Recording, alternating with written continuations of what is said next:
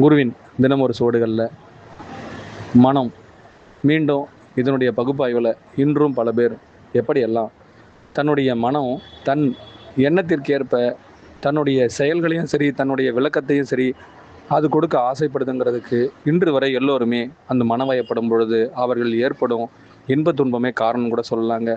ஒரு மனிதனுடைய சராசரி இறப்பு பிறப்பு இது இரண்டிற்குள்ளும் எது தன்னை இயக்க ஆசைப்படுதுங்கிறத கூட இந்த மனிதர்கள் பல பேர் இந்த மனதின் வாயிலாகவே பிறந்து மனதின் வாயிலாகவே இறக்கும் பொழுது அவர்கள் நடுவில் ஏற்படுற ஒவ்வொரு எண்ணங்களும் அவர்களின் வாழ்க்கையே முடிவுக்கு கொண்டு வந்துடுதுங்க.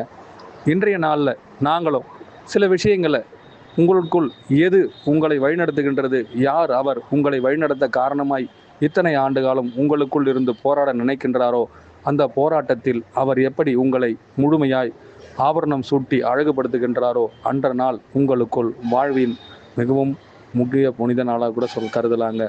இன்றைய நாளில் இதை எப்படி எல்லாம் நீங்கள் எடுத்துகிட்டு இருக்கீங்களோ அதன் வயப்படும் ஒவ்வொரு தருணத்திலும் உங்கள் மனமே உங்களுள் எதனை இயக்குகின்றதோ அப்பொழுதே உங்களுள் அது உங்களை ஆக்கிரமிக்க நினைக்கின்றது, உங்களை விவாதிக்க நினைக்கின்றது, உங்களுள் இருந்து அது வெளிப்பட நினைக்கின்றது.